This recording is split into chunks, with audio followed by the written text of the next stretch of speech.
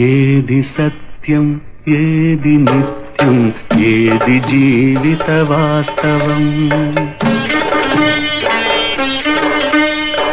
ఏది సత్యం ఏది నిత్యం ఏది జీవిత వాస్తవం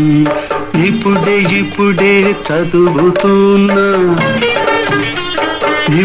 ఇప్పుడే చదువుతున్నా తెరచి జీవిత పుస్తకం తెరచి జీవిత పుస్తకం